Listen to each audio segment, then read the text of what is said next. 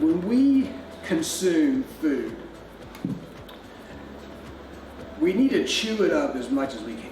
And that's got a couple different reasons that we do it. The main reason is our mouth secretes saliva.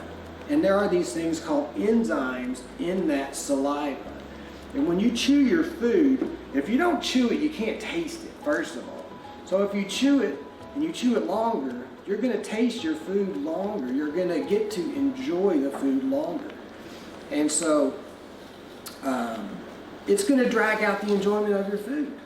It will allow your body to take that food and to mash it up and to break it up and get it into as small as pieces as possible. Because if you don't chew your food very well, it gets down here in your stomach and it's just a big ball of stuff that hasn't been chewed up, and then our body's got to work extra hard to digest that stuff. But even more importantly than that, our saliva actually has a purpose.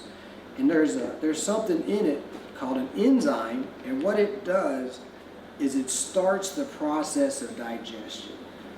If we chew our food up and mix it with all that saliva, there's a substance in there that's going to start breaking down the sugars and the carbohydrates in our food.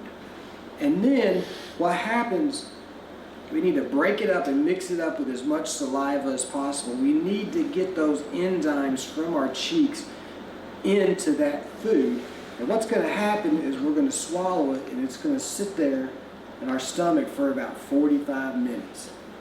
And all that saliva that we just made and mixed with all our food is going to sit there, and it's going to start digesting it. And it takes about 45 minutes for our stomach acid to start getting strong enough to digest the rest of it. But if we don't mix that with our food, then it gets down in our stomach, and it's supposed to be sitting there going through this process of digestion. Pre-digestion, it's really called. If you want to look it up, it's called pre-digestion. And it's just going to sit there, and it's going to take the extra work off the rest of our body if we already digest part of it.